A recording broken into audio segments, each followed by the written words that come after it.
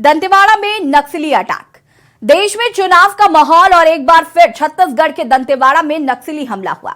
इस हमले में 10 पुलिसकर्मी शहीद हो गए। ये जवान डिस्ट्रिक्ट रिजर्व गार्ड यूनिट के थे। जवानों की टीम बारिश में फंसे सुरक्षा बलों को रेस्क्यू करने जा रही थी। बता दें कि नक्सलियों ने आईडी ब्लास्ट में पुलिसकर्मियों का वाहन उड़ा दिया। ये अजीब दुर्योग है कि छत्तीसगढ़ में ज्यादातर हमले कांग्रेस की सरकार के रहते हुए देखे गए हैं। देखिए रिपोर्ट।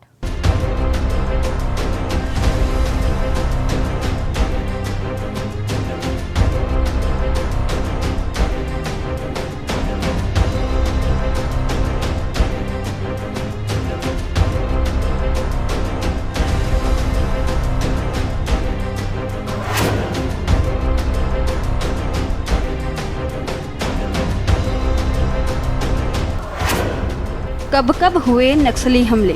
6 अप्रैल 2010 छत्तीसगढ़ के दंतेवाड़ा में नक्सली हमला, 76 जवान शहीद। 25 मई 2013 झीरम घाटी में कांग्रेस की परिवर्तन यात्रा पर हमला। कांग्रेस के शीर्ष नेताओं सहित 30 से ज्यादा लोग मारे गए। 11 मार्च 2014 सुकमा जिले के टहाकवाड़ा में नक्सली हमला, 15 जवान शहीद। 12 अप्रैल 2014 छत्तीसगढ़ के बस्तर जिले के धरबा में नक्सली हमला, 5 जवानों समेत 14 लोगों की मौत। 11 मार्च 2017 सुकमा के दुर्गम भेज्जी इलाके में नक्सली हमले में 12 सीआरपीएफ जवान शहीद। 24 अप्रैल 2017 सुकमा में नक्सलियों ने हमले में सीआरपीएफ के 25 जवान शहीद। 21 मार्च 2020 सुकमा जिले के मिनपा में जवानों पर नक्सली हमला, 17 जवान शहीद। 23 मार्च 2021 छत्तीसगढ़ के नारायणपुर जिले जवानों से भरी बस पर हमला, 5 जवान शहीद। नक्सली हमला दंतेवाड़ा जिले के अरनपुर थाना क्षेत्र में अरनपुर समेली के बीच हुआ। बताया जाता है यहां पुलिस और नक्सलियों के बीच मुठभेड़ भी हुई है। इसी मुठभेड़ के दौरान नक्सलियों ने वाहन पर बम फेंका। आईजी सुंदरराज पी ने कहा, मौके पर सीनियर ऑफिसर्स भेजे गए हैं। इलाके में सर्चिंग ऑपरेशन जारी है। बस्तर में नक्सलियों का technical counter offensive campaign चल रहा है। नक्सली इस दौरान अक्सर कई बड़ी घटनाओं को अंजाम देते हैं। टीसीओसी को देखते हुए फोर्स भी अलर्ट मोड पर है। बस्तर के सभी जिलों में जवानों को सर्चिंग के लिए भेजा गया है। जिला दंतेवाड़ा के थाना अरनपुर क्षेत्र अंतर्गत पूर्व हिडमा इलाका में दरबा डिविजन माओवादी कैडर्स का उपस्थिति की सूचना पर दंतेवाड़ा डीआईजी द्वारा एक अभियान संचालित की गई थे।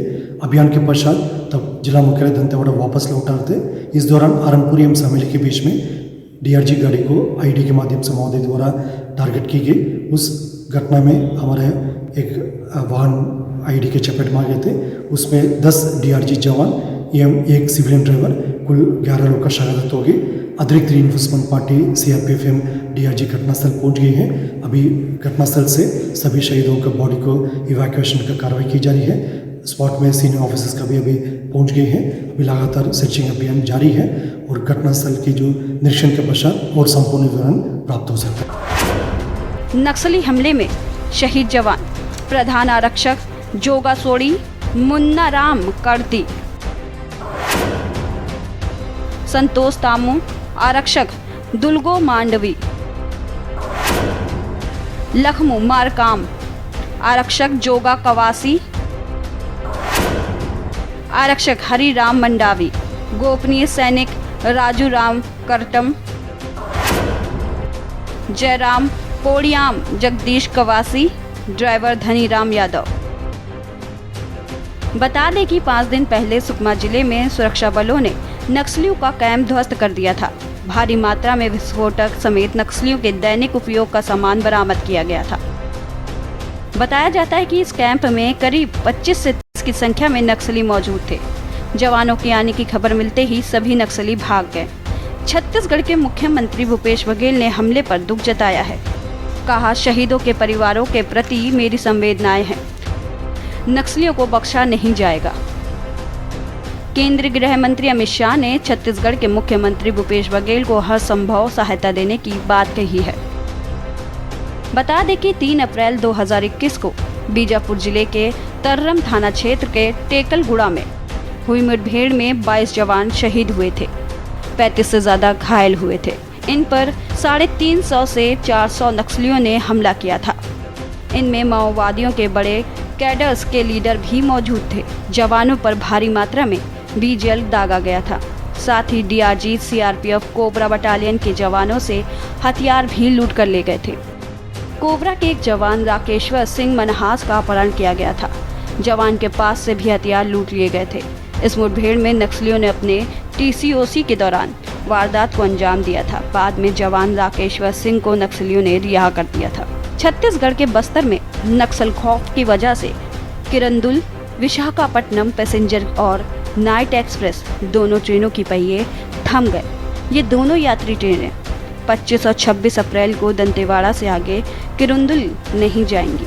हालांकि किरंदुल से लौह ऐसक लेकर विशाखापट्टनम तक मालगाड़ियों की आवाजाही बरकरार रहेगी। इको रेलवे मंडल ने यात्री ट्रेनों के बंद को लेकर आदेश जारी किया है। दरअसल बस्तर में नक्सली अपना कुछ आयोजन कर रहे हैं।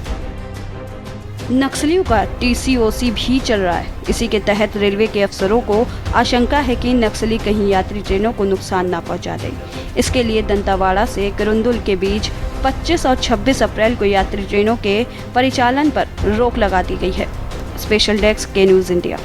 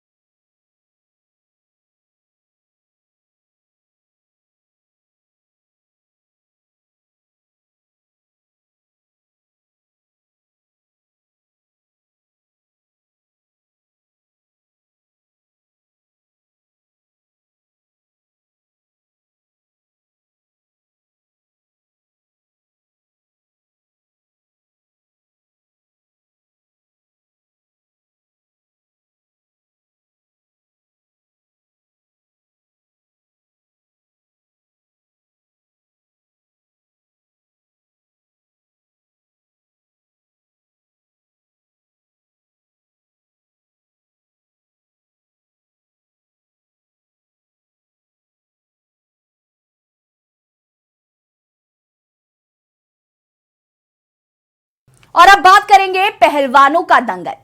देश की शान हमारे पहलवान एक बार फिर सड़क पर हैं। जंतर मंतर पर दोबारा धरना प्रदर्शन कर रहे हैं। रात में वही मच्छरदानी लगाकर सोने के बाद अब बुधवार सुबह एक और तस्वीर सामने आई, जहां हमारे ओलंपिक और वर्ल्ड रेसलिंग मेडलिस्ट मैट की जगह डामर की रोड पर मॉर्निंग एक्सरसाइज करने को मजबूर हैं।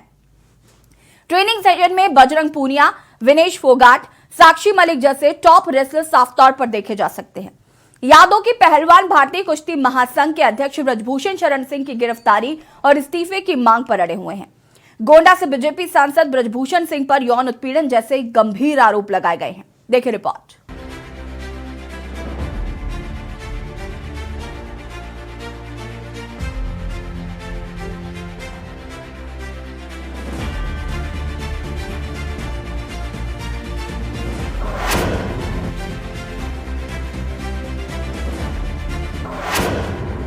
WFI अध्यक्ष ब्रजभूषण शरण सिंह पर गंभीर आरोप। 18 जनवरी को पहलवानों ने लगाए थे आरोप।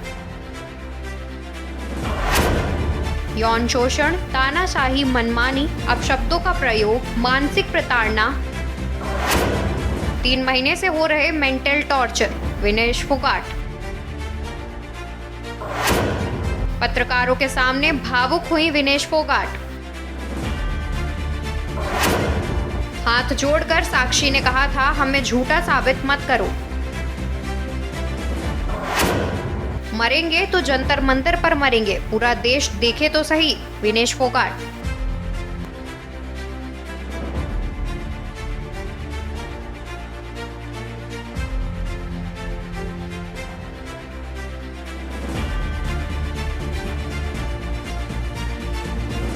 संघ WFI के अध्यक्ष और बीजेपी सांसद ब्रजभूषण शरण सिंह के खिलाफ दिल्ली के जंतर मंतर पर पहलवान मोर्चे पर डटे हुए हैं। धरने के चौथे दिन बुधवार सुबह नियमित तौर पर पहलवान जगे। धरने पर मौजूद बाकी सभी लोग सोच रहे थे कि फिर से रोजाना की तरह धरने पर बैठना है, लेकिन अचानक पहलवानों ने अपना मॉर्निंग वॉक का कॉस्ट्यूम पहना तो सब हैरान रह गए। पहलवान जंतर मंतर की सड़कों पर उतरे और दौड़ लगाने लगे। इस दौरान वहां उन्होंने वर्कआउट किया और अस्थायी अखाड़ा मानकर ट्रेनिंग भी की। करीब 1 घंटे तक पहलवानों ने वहां पसीना बहाया। ओलंपियन पहलवान बजरंग पूनिया ने कहा, हम शांतिपूर्ण तरीके से विरोध कर रहे हैं और यहां ट्रेनिंग भी कर रहे हैं। देश की जनता ने हमें देश के लिए पदक जीतने की जिम्मेदारी दी है और हमें इसे निभाना है। पुलिस ने अभी तक FIR दर्ज नहीं की है, तो पुलिस हमें विरोध करने या प्रशिक्षण देने से कैसे रोक सकती है।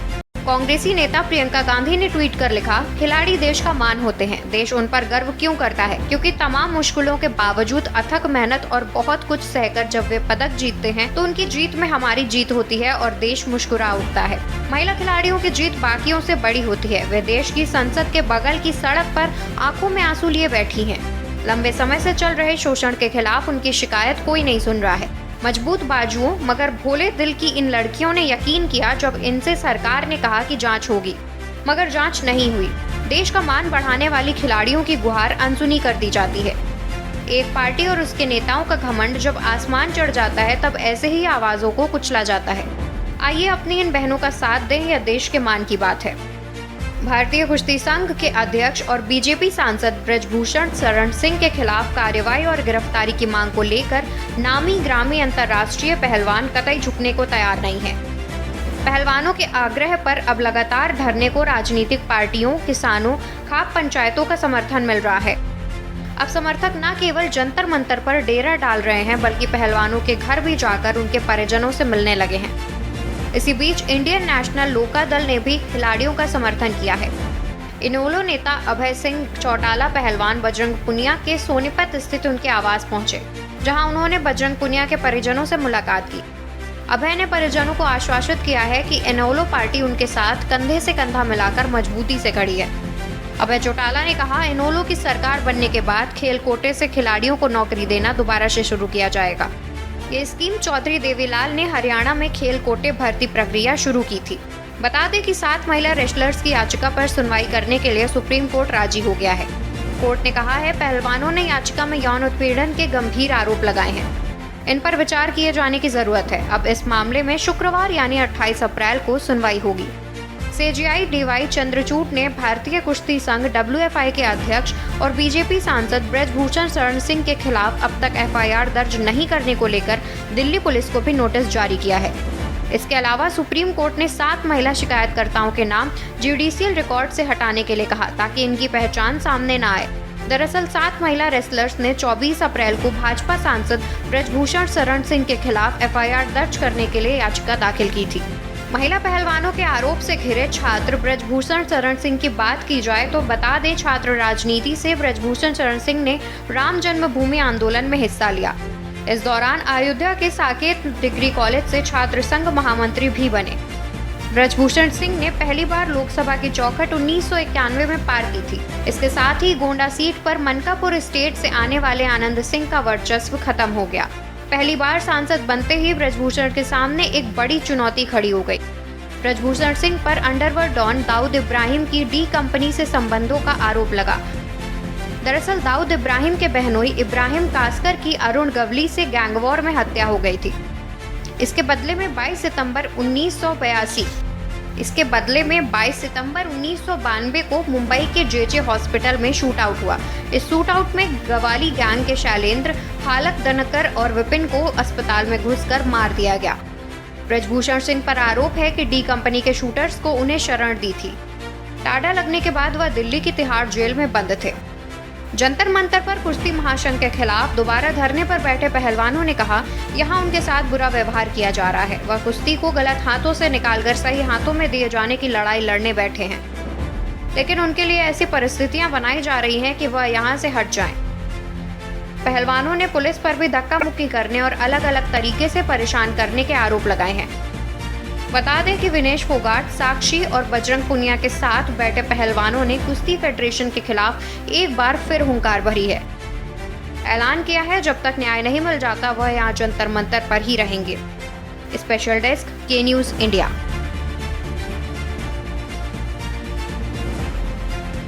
यहां रुकेंगे एक छोटे से ब्रेक के लिए, जल्द हाजिर होते हैं।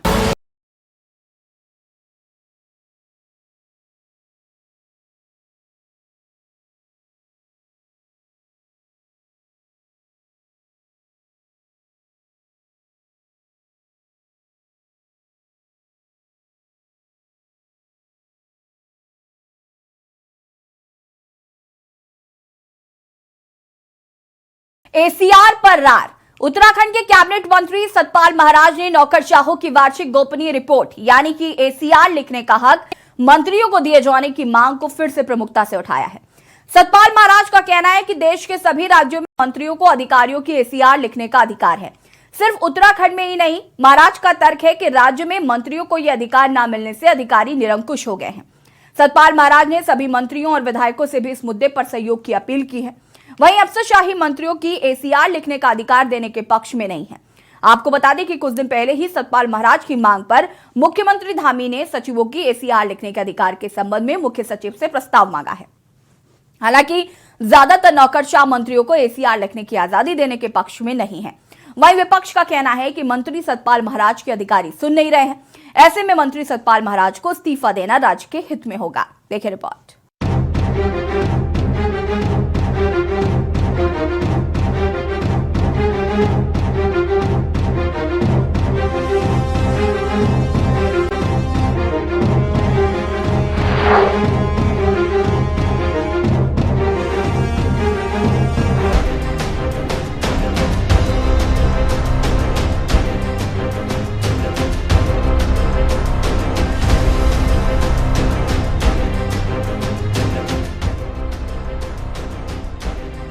उत्तराखंड में बेलगाम नौकरशाही के मुद्दे के बीच राज्य में नौकरशाहों की ACR लिखने का मुद्दा गर्माता जा रहा है।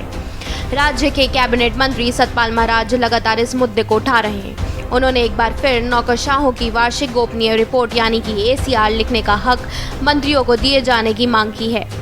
सतपाल महाराज का कहना है कि देश के सभी राज्यों में मंत्रियों को अधिकारियों की ACR लिखने का अधिकार है, सिर्फ उत्तराखंड में नहीं है।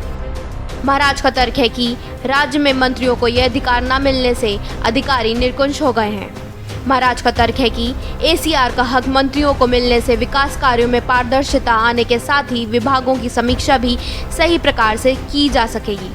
उन्होंने कहा, प्रदेश में पूर्ववर्ती एएनडी सरकार में मंत्रियों को अफसरों की एसीआर लिखने का अधिकार था, तो यह परिपाटी पुनः लागू करने में किसी को क्या परेशानी हो सकती है?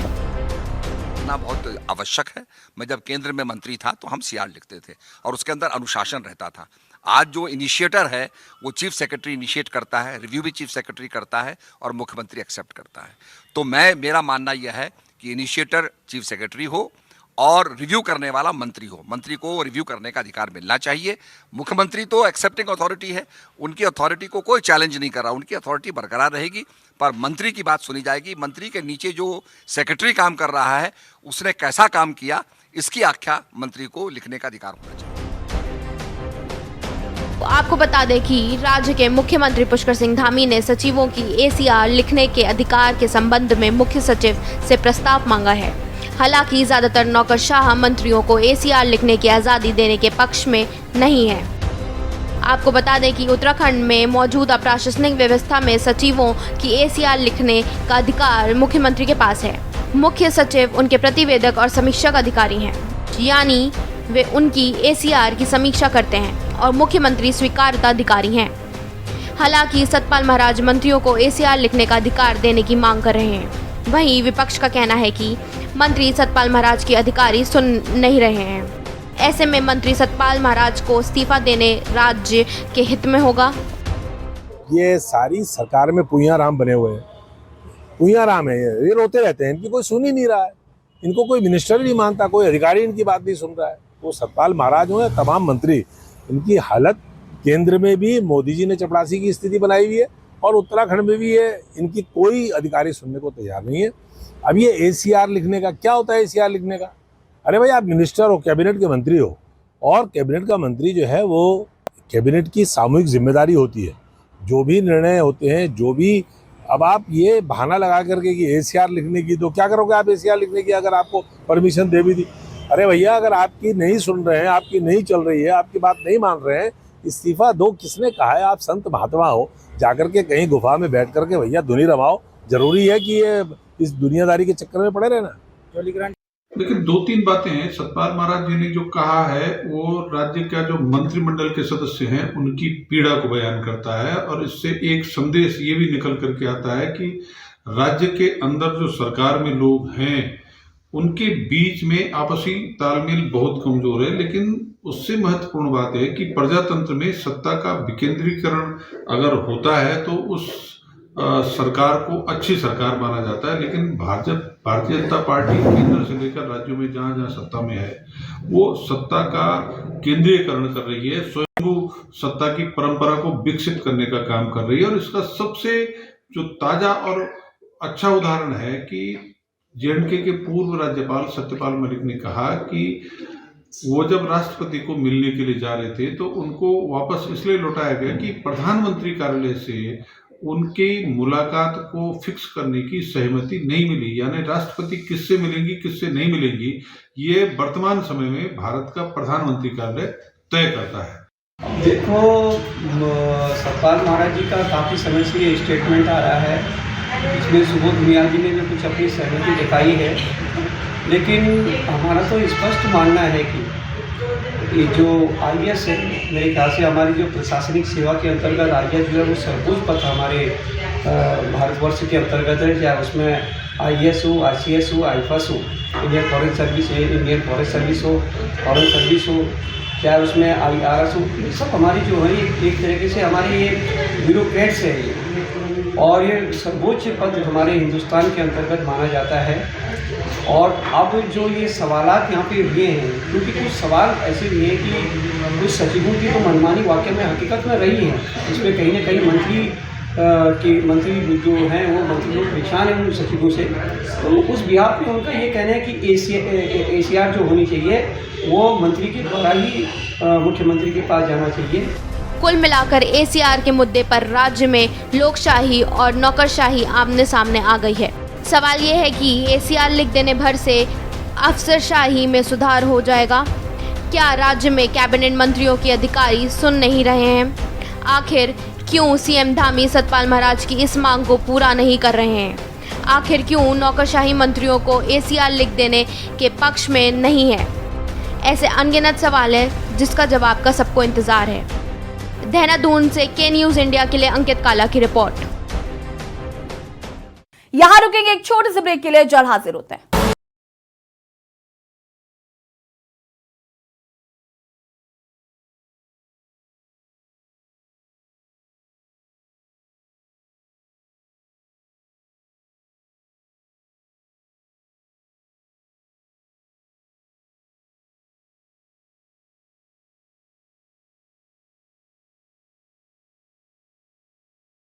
के बाद एक बार फिर से आप सभी का स्वागत है और अब बात करेंगे बिन पानी सब सून। बस्ती में स्वच्छ ग्रामीण पेयजल योजना को पलीता लगाया जा रहा है। विभागीय उदासीनता से पानी की टंकी शोपीस बन गई है, जिसके चलते ग्रामीण शुद्ध पानी के लिए तरस रहे हैं। गर्मी के मौसम में हलक सूख रहे हैं, लेकिन जिम्मेदारों को परवाह नहीं है। जल जनित बीमारियों से लोग कैसे बचें? हालात यह है कि कई गांवों में वर्षों पहले बनी टंकियां हैंडओवर नहीं हुई हैं। देखिए खास रिपोर्ट।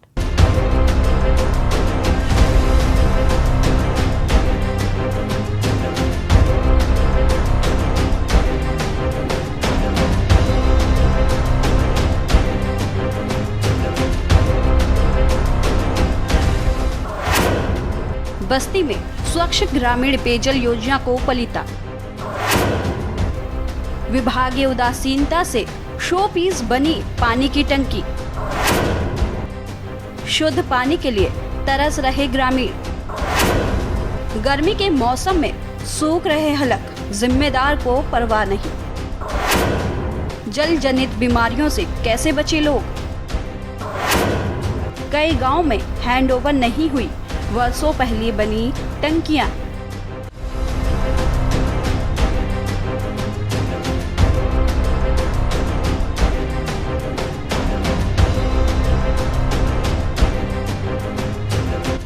सरकार ने स्वच्छ ग्रामीण पेयजल योजना के तहत गांव-गांव में करोड़ों की लागत से पानी की टंकी बनवाई, ताकि लोगों को पीने के लिए स्वच्छ पानी मिल सके। लेकिन विभागीय उदासीनता की वजह से पानी की टंकियां शोपीस बनकर खड़ी हैं। वर्षों पहले बनी टंकियां कई गांव में हैंडओवर नहीं हुई। कई जगह पर बिजली का कनेक्शन न होने से पानी की सप्लाई नहीं शुरू हो सकी, जबकि मौसम विभाग का अनुमान है कि इस साल गर्मी सभी रिकॉर्ड तोड़ सकती है।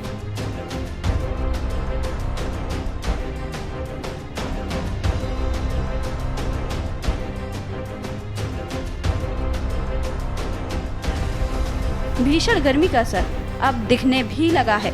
अभी से गर्मी को देखते हुए ऐसा लग रहा है पिछले कई सालों का रिकॉर्ड टूट सकता है।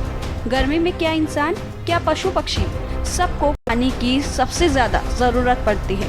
ऐसे में भीषण गर्मी को लेकर जिला प्रशासन पानी को लेकर कितना तैयार है, उसकी हकीकत जाननी हो तो ग्रामीण क्षेत्रों का एक बार मुआयना कर लीजिए। नहीं, 2 साल से नहीं आ रहा है पानी। शिकायत भी बहुत जगह किए, न कोई सुनवाई है न कुछ है। कितने की लागत से बना होगा लगभग? अब 1 करोड़ से ज्यादा की लागत बना है ये। ग्रामीण इसका लाभ नहीं ले पा रहे? नहीं, कुछ नहीं, 2 साल से ज्यादा हो गया। इसकी शिकायत भी आप लोगों ने की? हाँ। अगर पानी आता तो कितने लोग लगभग लाभ लेते? अरे ये मान के 3-4 कई गांव के मैंने 3 गांव कम से कम 4000-5000 जनता।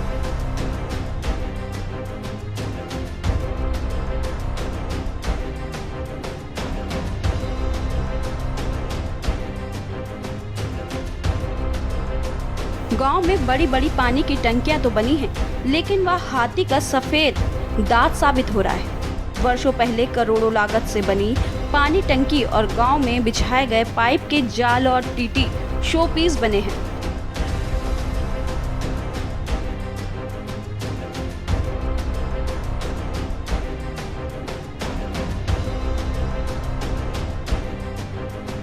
लोगों को इनसे एक बूंद पानी नहीं मिल पा रहा है। वर्षों से लोग पानी के इंतजार में टोटी को देख रहे हैं कि कब इससे पानी की धारा बहेगी, लोगों को पीने के लिए स्वच्छ पानी मिलेगा। बस्ती जिले के 11 गांव पिपरा, गौतम, पलहा, रोवा गोवा, बेहिल, बनकटवा, बानपुर, लालगंज, छरदही, गाना, चिलवनिया और आम ढोबा गांव में जब पानी की टंकियों को चेक किया गया तो चौंकाने वाला मामला सामने आया है। लाभ बहुत है साहब, गोरू बस सब तरह तबाह हो रहे हैं, पानी के इतना दिक्कत है, नल में पानी नहीं है साहब। टोटी तो अभी मैंने देखा लगा है, पानी आता है कि नहीं? तो गोरू चिड़ई सब व्याकुल है, पानी नाते मनई लड़के बच्चे नल के पिए के पानी के टेक लगा है कि पानी गंदा है, ही है, हऊ है, और कोई सुनवाई नहीं सरकार की यहाँ हो रहा है। कितने सालों से ये नहीं चला? 2 साल से ऊपर भयो। जब ये लगा था तब कुछ दिन चला था? हाँ 3 से 4 महीने और कमाए चला। केवल दिखाने के लिए 1-2 महीना चला, बाकी नहीं चला। और बाकी नहीं चला। तो आप लोगों ने शिकायत भी इसकी की है? बाबू कहीं जाए कही गए, कौन सुनो ये नहीं। करोड़ों रुपए की लागत से बना हुआ है, लेकिन इसका लाभ आप लोग नहीं ले पा रहे हैं। कितने गांव को ये पानी जाता है? 3 गाँव जाता है। कितने लोग इससे जो है? अरे कम से कम 2000-3000 माने कम का 3000 लोग इसका लाभ लेते हैं, लेकिन नहीं कोई चल रहा है। करोड़ों की लागत से बनी पानी की बड़ी बड़ी टंकियां शोपीस बनकर खड़ी हैं। गांव में पानी की सप्लाई के लिए पाइपलाइन बिछा दी गई है, लेकिन आज तक पाइप में एक बूंद पानी तक लोगों को नसीब नहीं हुआ। कुदराहा ब्लॉक के रोवा गोवा गांव में पानी की टंकियां बनाई गई, जिससे लोगों को स्वच्छ पानी मिल सके और लोग जल जनित बीमारियों से बच सके। गांव में 2019 में 1.5 करोड़ की लागत से पानी की टंकी बनाई गई, जहां से 5 गांव के 1500 लोगों को पीने के लिए स्वच्छ पानी मिलता, लेकिन बिजली का कनेक्शन न होने की वजह से पेयजल की आपूर्ति शुरू नहीं हो सकी। विभागीय लापरवाही की वजह से जेई और एईएस रोग को जड़ से खत्म करने की मुख्यमंत्री की मुहिम को भी झटका लग रहा है, जबकि जेई और एईएस प्रभावित गांव में प्राथमिकता के आधार पर पानी की सप्लाई होनी चाहिए।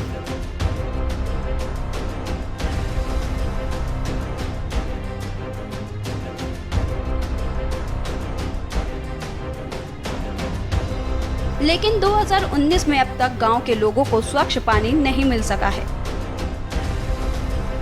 बस्ती सीडीओ राजेश प्रजापति ने जल जीवन मिशन के तहत 154 परियोजनाएं प्लान की थी, जिनमें से 63 परियोजना ग्रामीण इलाके में बनाई गई हैं। इनकी जांच कराई गई है, इनमें कई खामियां मिली हैं। इसमें जल जीवन मिशन के द्वारा जो है करीब 154 परियोजनाएं थी, जो विगत वर्षों में पूर्ण हो चुकी थी। उसमें से लगभग 63 ऐसी परियोजनाएं थी जो ग्राम पंचायतों को अलग अलग वित्तीय वर्ष में उनको हैंडओवर हुई थी। शेष जो है जल निगम के पास है। हम लोगों ने इस गर्मी में पेयजल की समस्या को देखते हुए इनका सभी अधिकारियों को, टेक्निकल अधिकारियों से सर्वे कराया है। उसमें जो छोटी मोटी कमियां पाई गई हैं उसको जो ब्लॉक स्तर हो सकती हैं उनको ब्लॉक स्तर से, जो जीवन मिशन की तरफ से उनकी तरफ से कराने का निर्देश किया गया है। और हम लोग को पूरा विश्वास है कि इसमें से जो परियोजनाएं कम खर्च की हैं और आसानी से हो सकती हैं, लगभग 50% हम इसको अप्रैल में चला ले जाएंगे। जो शेष बचेगी हमारा प्रयास है 15 मई तक। भारत सरकार की जल जीवन मिशन स्कीम है। इस स्कीम के लिए सरकार द्वारा इस मिशन के लिए 3.60 लाख करोड़ बजट देने का प्रावधान किया था, जिसमें राज्य सरकार और केंद्र सरकार द्वारा अलग अलग बजट का प्रावधान किया गया है। ग्रामीण क्षेत्रों में रहने वाले लोगों के घरों में पीने के पानी के लिए जल कनेक्शन लगाए जा रहे हैं। अभी तक कुल 3.27 करोड़ ग्रामीण परिवारों को वाटर कनेक्शन प्रदान किए गए हैं। बस्ती से शैलेंद्र कुमार की रिपोर्ट। स्पेशल रिपोर्ट में फिलहाल इतना ही। देखते रहिए के न्यूज़ एरिया। नमस्कार।